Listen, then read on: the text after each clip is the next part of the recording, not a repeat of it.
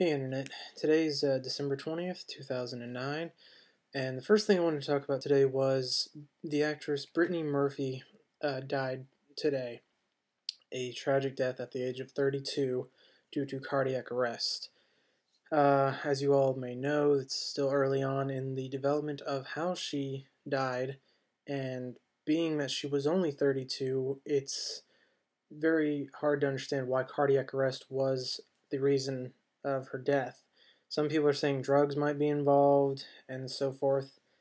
And I'm sure as the autopsy is performed and the week begins and ends, we'll know more about the cause of her death. But as for now, mine, as I'm sure the rest of you, your condolences go out to her family and her fellow actors and everyone who misses her. And it's really tragic when you die so young. Her movies were pretty good. I haven't seen many of them. I've seen Just Married with her and Ashton Kutcher, which I personally think is a pretty funny movie.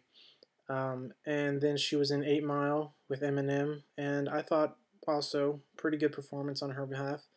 And for the brief part she was in Sin City, I thought was good too. She was a good actress, and it's just a real shame when somebody dies at such an early age.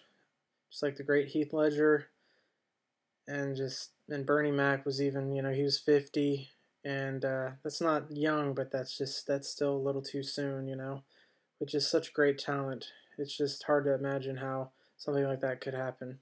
Moving on, though, I want to talk about was trailers that have been released in the past about 2 weeks. One of those trailers is the Iron Man 2 trailer. As you all may know and have seen, it is coming out next year, I think around April or March, I believe. And it just is a phenomenal trailer. The movie is going to be so great. If you've seen the first one and thought it was great, if the trailer is any indication that this one will be even better, which is saying something. It even had a clip of War Machine at the end, blowing shit up left and right. I can't wait for that. And Mickey Rourke as Whiplash. And it just goes to show you that even though they lost Terrence Howard, and they brought in Don Cheadle and, all that dilemma with contracts and money, I still think it's going to be a very good film. Jon Favreau is a great director. He is a great actor, and I just can't look forward to it any more than I already do, just like I'm sure a lot of you are also. Another trailer that came out was the Clash of the Titans trailer, which is a remake of the original. Zeus is played by Liam Neeson, which is amazing. And to me, if you've seen the trailer, you just know how awesome Neeson is as Zeus. I mean, he's got the beard and the hair, and he's just looking super pissed off and almighty as can be, which is how he should look, but it's just great. The casting for this film is great. Sam Worthington is playing Perseus, who's I think half god, half human. And I can't remember if he's Zeus' son. I can't remember the story that well. But the trailer is awesome. He's fighting giant scorpions. You see Medusa in and out a few parts in the trailer. And the Kraken at the end of the trailer. Oh my god, if you've seen that, it just puts the Kraken in Pirates of the Caribbean to pure shame. And it's amazing. It's like dinosaur meets giant squid, and it's just going to like attack your face. It's just, oh my god. Those are 2 movies I'm highly looking forward to next year.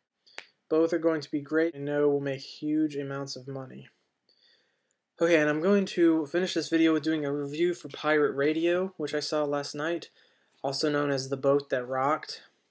For those of you who have seen it, I hope you enjoyed it. I loved it. It's, honest to God, one of the best films I've ever seen in my life, and definitely of 2009. Philip Seymour Hoffman is just such a great actor. The man can do no wrong, in my book. Just like Neeson, and just like Robert Downey Jr., a great, great actor. And The casting was brilliant. Great British actors all around. The film was funny, very witty, very great. The premise is, the British government's banning rock and roll in the 60s. It's in the late 60s. And this pirate ship, basically, it's like ocean liner, they are DJs and they take shifts throughout the day and they broadcast illegal music on airwaves across Britain. And like throughout the film, they go back and forth and they show like people around Britain listening, like schoolgirls and people who work in supermarkets and even government officials listening to it, and it's just great. It's rock and roll, it's funny, and it got really sad towards the end, and I was really hoping it wasn't going to end sad, and it didn't. It really builds and builds and builds towards a super sad ending. It saves it right there, and then it just ends so perfectly. So I would say if you haven't seen that, you should watch it. And that's really all I had to talk about today. So I will see you all next time. And I'm not going to go see Avatar because I think it looks like crap. And I've heard as many good things about it as I've heard bad things about it. So I'm just going to save my $11 because that's how much it is to go see it where I live, between regular admission price and 3D glasses price. So I'm going to save myself $11 and not go see it. But if you've seen it, that's okay. I hope you maybe liked it. If not, you thought it sucked, well then you're probably more correct. The only real thing about the movie is James Cameron just did this so he could pawn off the technology he used to make it so that next time he could do whatever he wants on his next movie. Because basically he got told a lot of directions from studio heads what to do with this technology. So, it's just really stupid that he made this film.